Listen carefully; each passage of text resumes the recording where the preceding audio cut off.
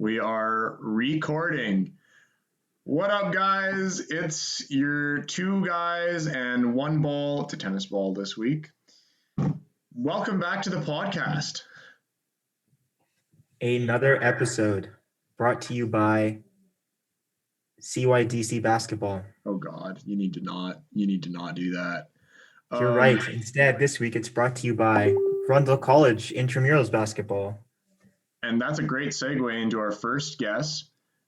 This guy, we had a nice drop in viewership from our astonishing 150 to just a measly 50. So we thought we'd introduce some life into the podcast. And to do that, we invited our man, John Beluku. So here he is, Mr. John Fundamental The John Beluku, the man himself. himself. Good, boys? What is good? All right, well, I feel like based off how you guys can see his background, he should be the one to introduce himself here. So let's just let him speak for himself. My name is John, longtime basketball player and enthusiast. Played 5 years with Cal West and was 2018 intramural champion MVP, finals MVP. And on the podcast today, I have brought this brick in commemoration of Ethan Brown, who is an absolute brick on the court. So that's just going to stay there for the rest of the podcast. You love to see it. Yeah. You truly do love to see it. You forgot to also shout out your one time you spent 5 minutes in a CYDC training session. I was once in a CYDC training session. Yeah, no, exactly. Game changer. So you know he's high level. Like he has I was high level. Yeah. No, it wasn't up to par for John. He had to leave immediately. That's why he only lasted 5 minutes. Not fundamentally sound enough. They encouraged dribbling, and I just thought that's unbelievable. That's not okay, bro. That's how you make mistakes. Based on the first few seconds of our interaction, you can guess our buddy John, big fan of fundamentals and classic basketball, and that is going to be the format of this week's episode. 100%. So I'm going to go through some topics, and we'll hear our panelists' opinions on it, starting with our professional panelist, John Beluku, regarding these topics. Fair enough? Say professional there, but sounds good. Amazing. Also, can you explain the poster before we get started? Yeah, I think it's pretty right on. You know, it's a space vat, and he's holding a jellyfish. It's pretty right on. In space. That's pretty good. Pretty cosmic, pretty out there, pretty far out. So, yeah, I was quite happy with it. Arsh, any comments? None. I absolutely love the poster. Excellent. It's gorgeous. It is tapestry, actually. It's not a poster. It's cloth. Yeah, it is out of this world. Right? Yeah. That's a pun right there. That's a good pun. Yes, sir. Right. So our first topic that John says, or the first thing we're going to go over is how players and style have changed over time. And a topic or a segment we're going to call players and style for obvious reasons. So John, mic's to you. Let's hear your take. Players and style? Well, I mean, in the last, when was the first Golden State championship? Was it 2015, 2016? 2015. No, 2016 was LeBron. 2015, 2016. Yeah, 2015. I would say that was definitely a discrete change in play style in terms of we saw the explosion that was like Steph Curry. Because you have the continuous sort of gradual change of style, and then 1 year Steph just went off. In the graph. Exactly. Yeah. The slope was infinite. But that completely changed the game. People realize it's much more efficient just to hit threes if you can, and rather than doing all this nonsense like passing and running around and making mistakes and all that. So if you have to run less, you save energy, and that's kind of been the latest wave. And so everyone's just doing it now. It doesn't matter who you are, whether big or small. It's positionless basketball. It's completely changed the game. Yeah, I totally agree with John Beluku here. Yeah. We went from a point in time, I want to say the 90s was probably the best era in terms of role players, in terms of your point guard was supposed to bring up the ball, pass, facilitate. Yeah. Your shooting guard was all volume. Or shooting guard, small forward, all volume in terms of shots. Yeah, they were the star player. Exactly. Your power forward was like shot fake, drive to the basket, and then your big man was just like, head fake, back to the basket, hook shot. Like that was, and everyone had their roles. And it's like to build a winning team, you have to get, 2 of the 3 or 3 out of the 5, like 5-star players in those categories. Now it's just like everyone does the same thing. Okay, wait. I have a quick question to add on to that because I know you have many strong feelings about this. So how do you feel about this discontinuity and change from the description you just provided? Like, I think it's kind of boring to watch. It depends.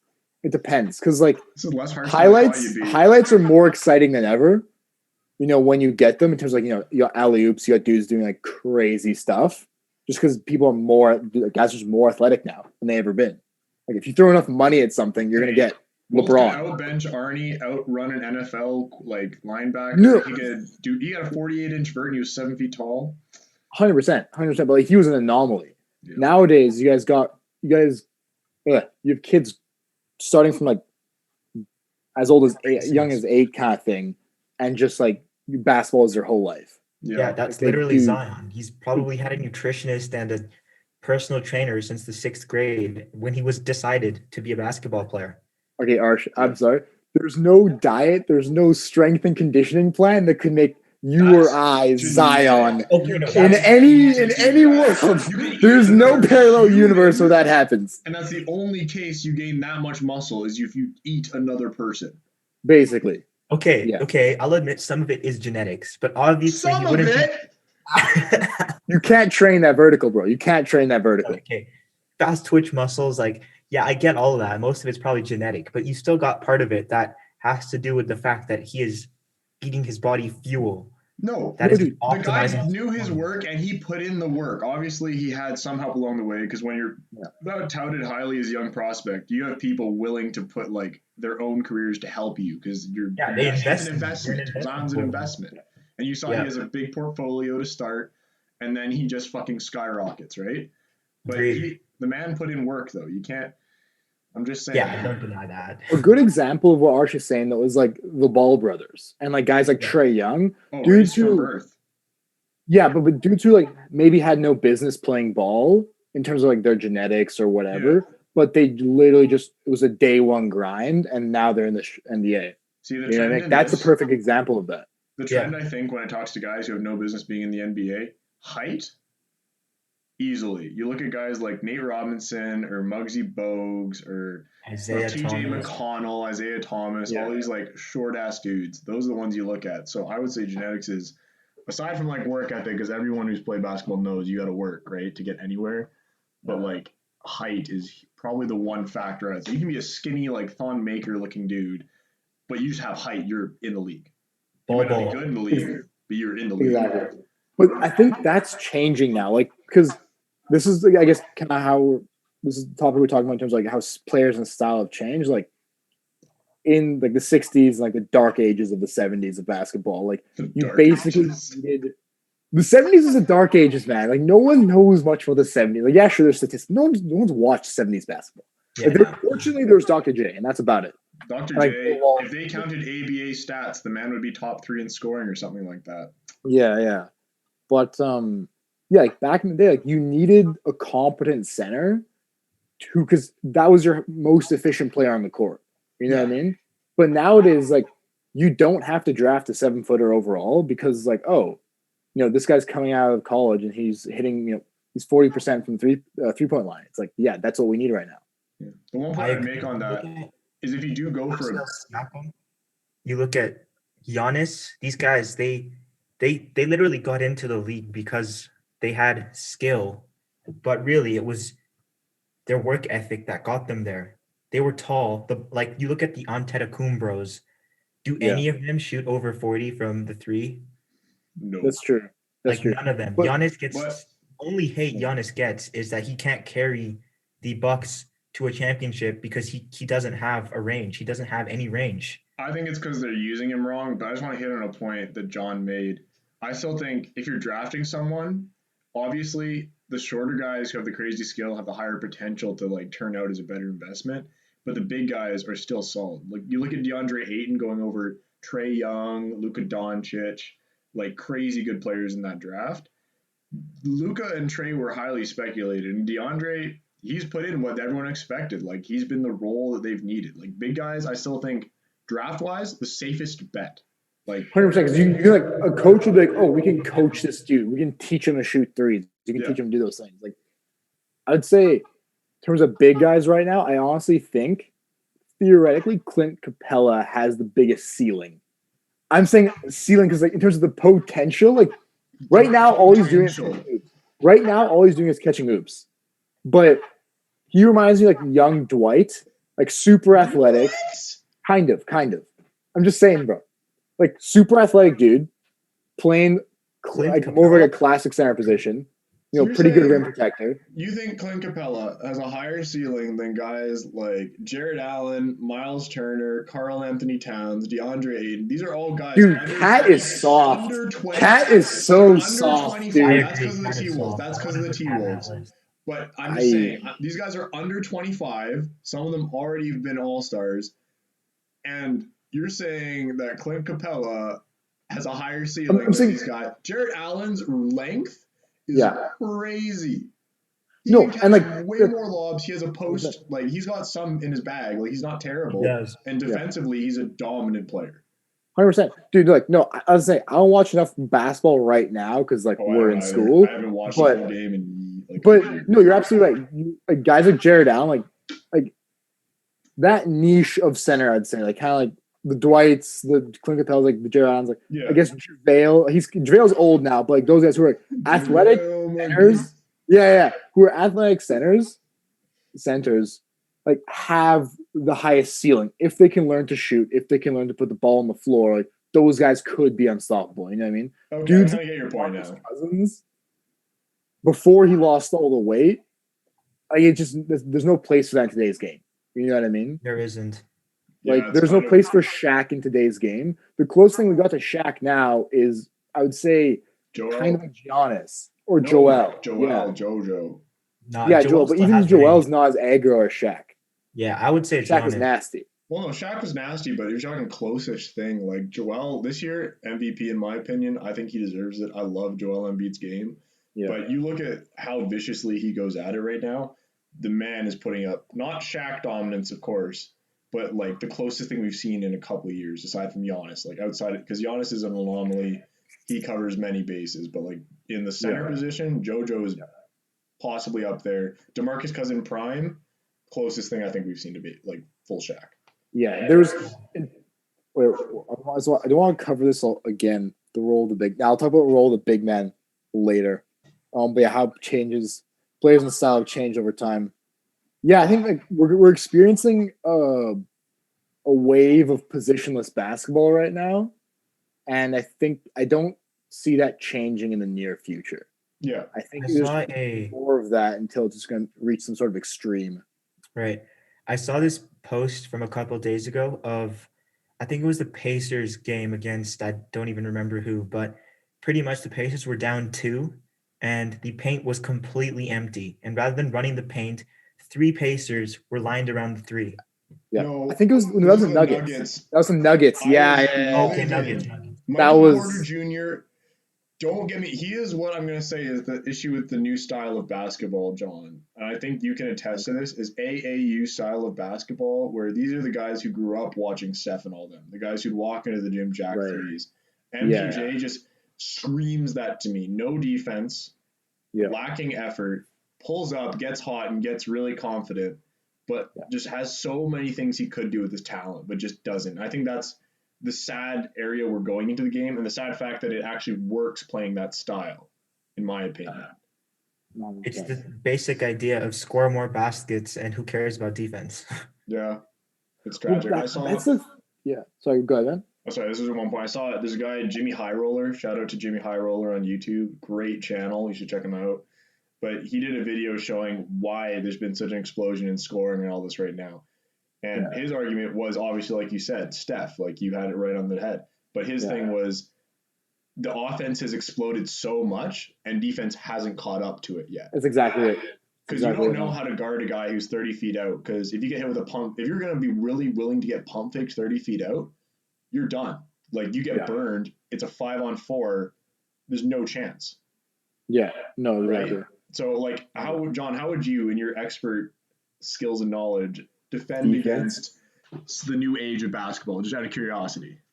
Well, I think the big thing is especially the reason dudes like Lopez and Gasol, who are like Gasol's not mobile at all. He has no business in the league. I think he should whatever. But guys, I don't like Gasol right now. Like right now, I don't know why the Lakers got him. But anyway, the only reason like he's staying relevant is because he learned to shoot threes. But that's because the guys guarding him, a lot of dudes guarding, especially the older guys, they learned to play defense, 10 years ago when it was still like, centers played on the block or in the mid range. Like big guys aren't used to guarding at the 3-point line. The defense changes when you're on the block versus when you're on the perimeter. You know what I mean? Like that's something that comes with time. I think though now, especially if the younger, like, in high school and AAU, that's becoming positionless and the big guys are being forced to step outside, like being forced to be quicker. I would say it's their dream to be able to do that.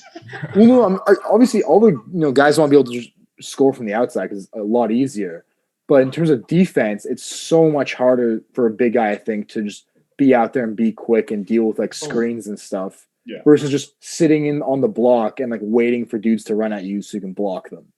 Yeah, was literally. Go ahead, Ethan. No, you go ahead. Okay, I was gonna say that was literally the Warriors' game plan. Season they had the 73 wins. Like you literally just run the pick and roll, get a center on Steph, exactly, and then just turn Rudy Gobert's ass right around. Yeah. No one could stop it because they didn't know how to stop it. And then they have the elevators as well, where you just have Draymond and whoever. Yeah. Completely block. Enter some center's name here, and then doesn't matter who it is. Julia. Yeah, that's disgusting. Don't ever say that again. I would say that. He's the reason the Warriors won. He's a horrible human being. Injured Kawhi Leonard, cheated himself. Yeah. All right. Well, Kawhi Leonard. You can add Chris Paul to that list as well. Yeah. Oh yeah.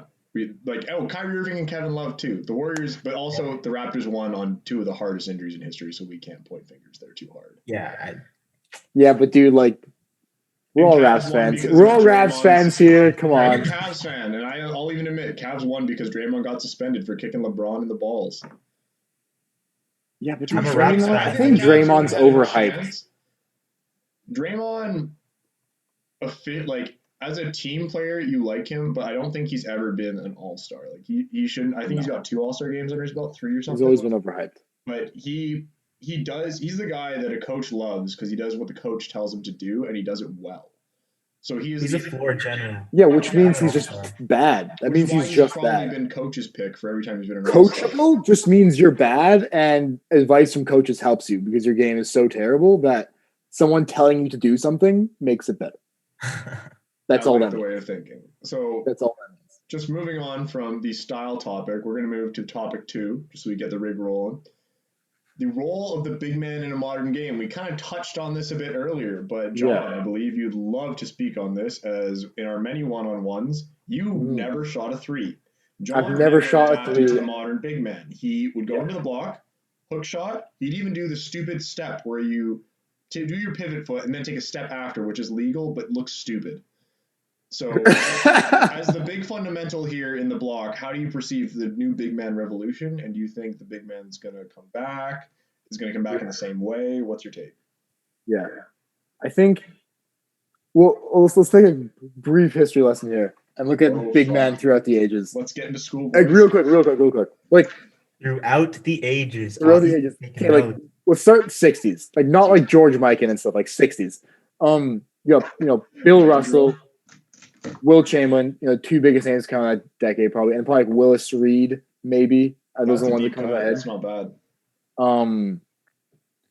Like that was generation where it's like basketball was the NBA was still a very early league. Like dudes were getting paid that well, so like your most efficient player is gonna be your center. There's no 3-point line, so you just run your offense through the biggest guy, and that was just how it was. How Bill was able to pull off so many wins, it's hard to really say.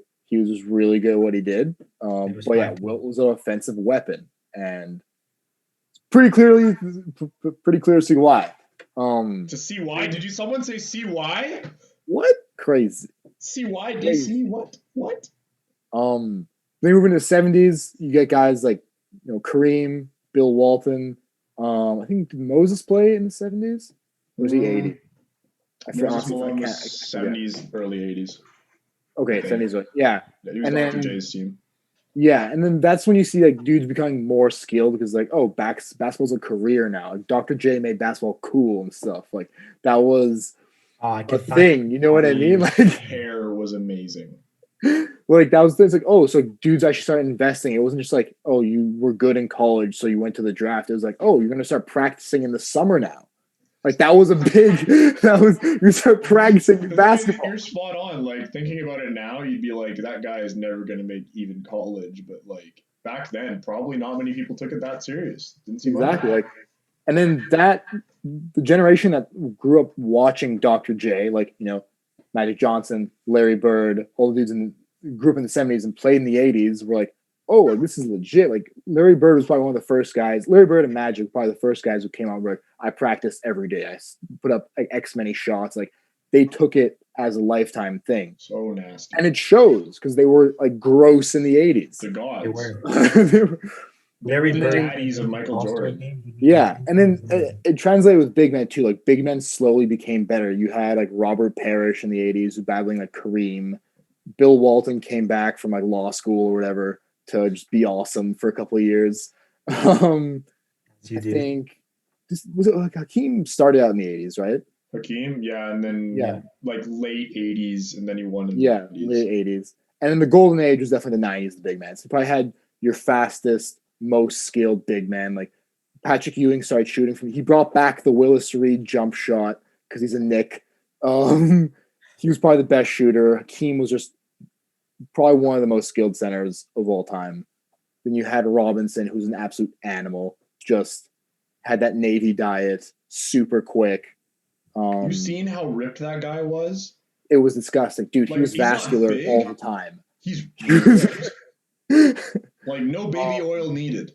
No, you had Yao. Was Yao? I guess he was on early 2000s. 2000s. Yeah, okay. That's too early.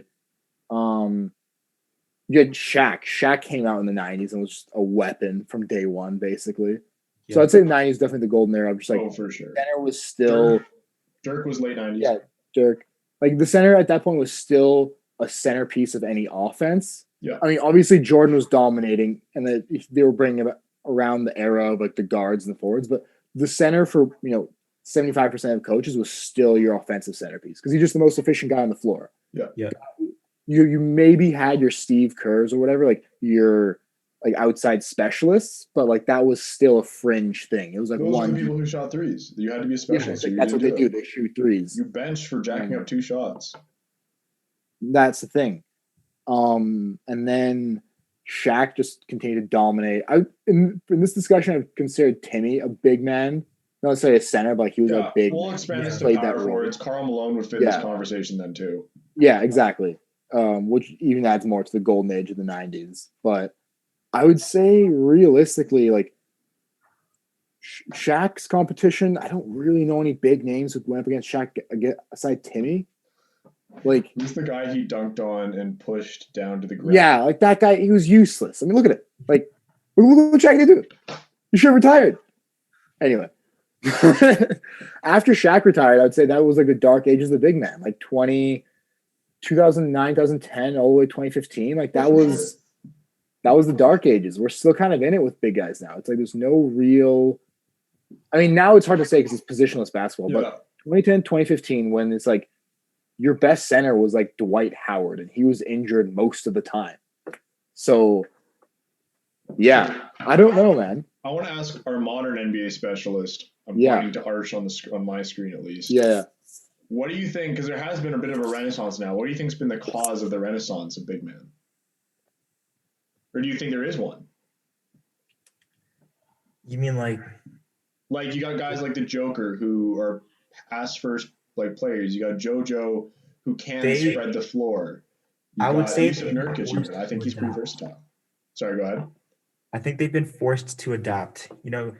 We talked about this in the previous segment, like how Steph has pretty much revolutionized the game. The big men, they don't get the same offense they used to, and so they have to change their game to stay relevant. Get their touches.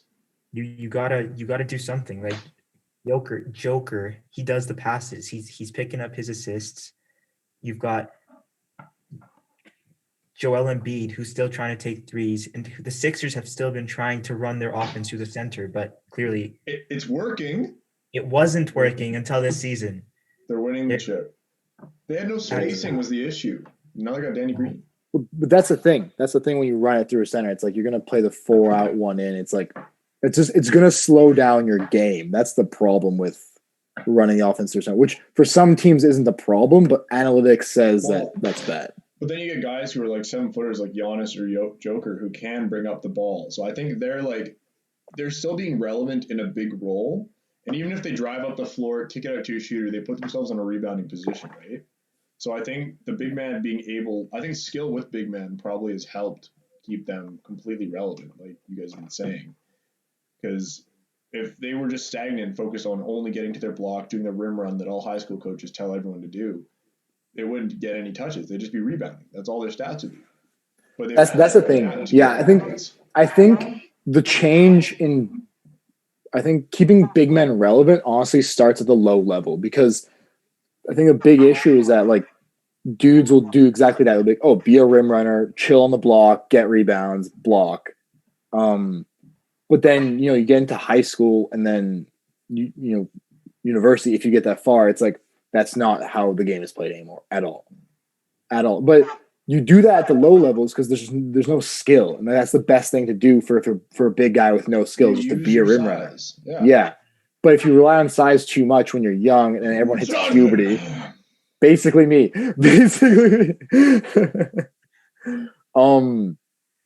But then, if you're not like an actual basketball player, then you realize pretty quickly you need to develop actual skills that aren't rim running.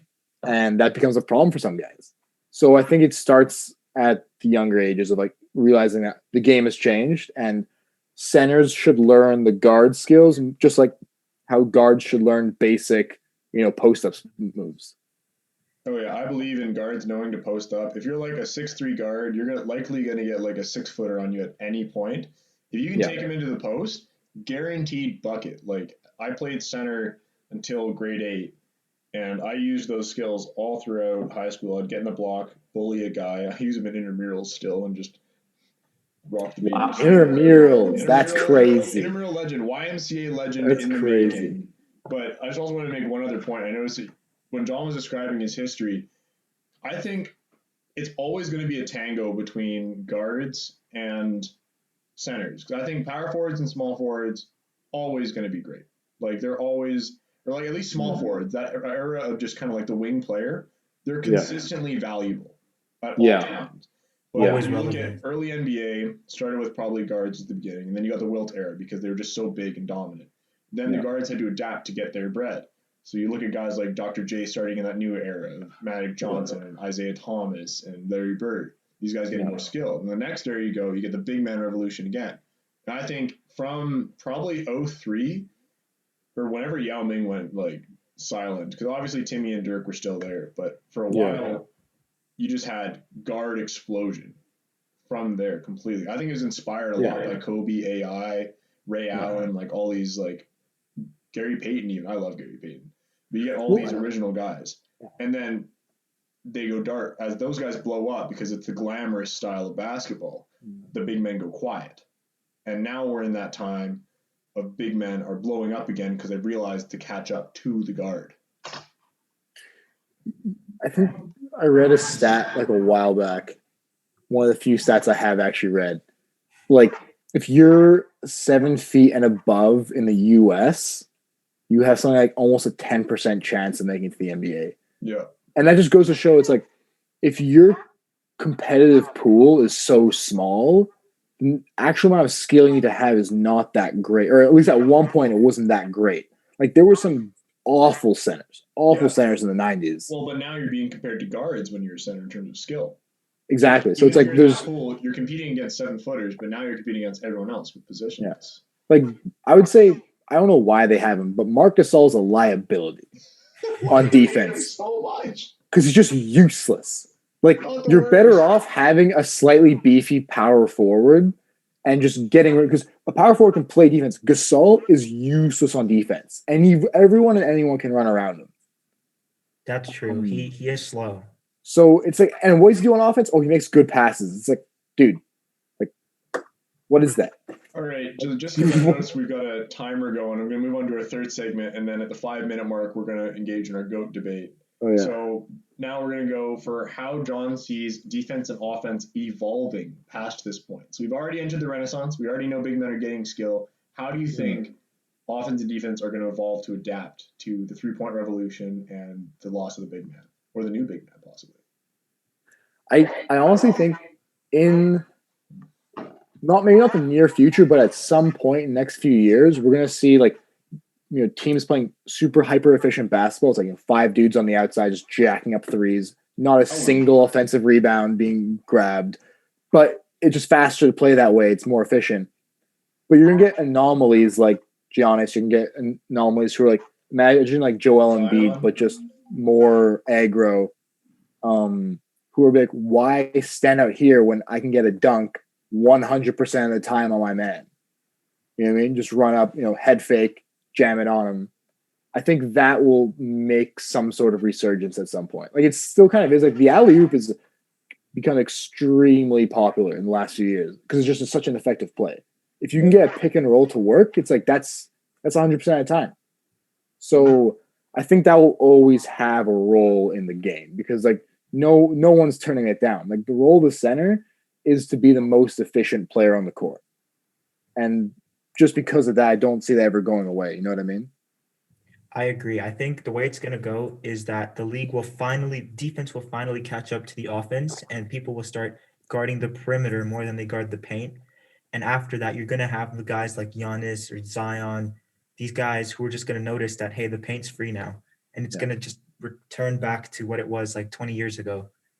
Yeah, I'm going to give a bold prediction for defense at least. There's going to be a new era of zone defense, and you're going to have some lateral specialists. You do see teams breaking out more. Like I'd never seen NBA play zone defense until Steph started going crazy. Like that's the first time I'd seen the NBA doing zone. You see it all the time in college. But I think there'll be an experiment with it. If it succeeds, that would be great because then you can cover the guys who know to abuse the inside, but you can still get some coverage out on the outside. You just got to see that eventually catch up. Some new schemes. You can't do a 2-3-1, 3-1. You can't do anything like that. Diamond. No, you got to come up with some new shapes. But I think that's where defense will at least go. But I agree with you guys saying that people are just going to pound the paint once it's open. Because I think, like, you can tell just by looking at centers, like, centers in the 90s, like, Patrick Ewing could have been a heavyweight boxer by the look of him. You know what I mean? Like, he was just a huge dude, like David Robinson. But, like, in today's game, it's like the exceptions of a few guys like Zion, who's just a complete anomaly. It's like the game favors, like, leaner and faster dudes. Like that's just because it's a perimeter game. But if you get Giannis, who like out of nowhere puts on like however much because he was nowhere like, in his first couple of years. He had an insane transformation, and now he just bullies everyone. It's like if you're going up, if you switch onto a guard who's never played defense in the paint before, he's done. He's done against someone like that. And that's how do you think of like Steph? Like Steph literally in an All-Star game ducked on the floor to avoid guarding Giannis. Because he literally, not that he physically couldn't, but he just wouldn't know how to play back to the basketball. Foul him hard. And if that's going in 80% of the time, it's like that's way more efficient than threes going in 30% of the time. So I hate to do it. We're at 5 minutes, so we got to do our GOAT of the week debate. So the topic for this week: best fundamental player of all time. This is guys who, in their own respective roles, played the role perfectly, executed at a high rate, high clip, and just did their jobs. So I'm going to start off with Arshrup Kara, and then it's going to go John, then me, and then free for all until the timer runs out. So hurry the fuck up. You got 30 seconds. So to start, the player I picked for fundamentals is none other than Tim Fundamentals Duncan. minimal passes, maximum efficiency, and Greg Popovich as your head coach. With the Spurs, 20 straight playoff appearances. It just screams fundamentals. He did it all right. Consistency. Yeah, there it is. Popovich is the Aramco of the NBA. So now, John, your 30 seconds are on the clock starting now.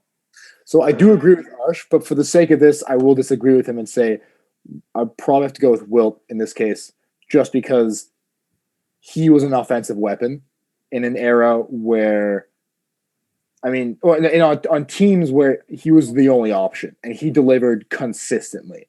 Like he got his team to the finals basically every year. I don't know the exact stats, but he was really good and he hit finger roll. There you go. All right, my 25 seconds. I'm going big shock. Canadian boy, Steve Nash. He was the most prototypical point guard in the NBA, ushering the new era in with 7-second offense. He could pass, third-time All-Assist, 50-40-90 club, founder and CEO, one of the most efficient shooters, but he only averaged 17 a game because he got his teammates involved, which is the most fundamental thing you can do as a point guard, and he ran the pick and roll with Amari Stoudemire to perfection. Debate, go. We have 3 minutes. No, I think Tim just wins this one, dude. No, I think Tim wins. It's yeah, I think it's Wilt had to be fundamental because he founded basketball, basically. That's it. That's true. Wilt also refused to shoot from the outside. He was once asked to do that, and he said no. Yeah. So that's why I feel like that's pretty fundamental of him, bro. Yeah. Like he simply just refused to step outside the block. Like that's can't argue with that. But you see a guy like Timmy who willingly, not accidentally, but willingly takes bank shots. He uses that's the top so nasty, dude. That's actually he uses the whole window. Yeah, like perfect. I've never seen a Brit put that much English on anything. Like that's insane. I think why don't people take more bank shots? I wonder because like I saw Russ take a few. Russ does them sometimes. Yeah, Brick City, is that really a good representation of the bank shot? If that's where it's evolved, Timmy didn't leave a good enough legacy, man. Plus, does Westbrook really aim for the bank shot, or is he just messing up his actual shot? I think he's messing. That's a good point. That's a really good point. Such a hater. The man is an MVP. He's a dog. I get that he chases stats, but like the Wizards are winning now. They're putting in work. Wow, all that effort for 0 rings must be hard.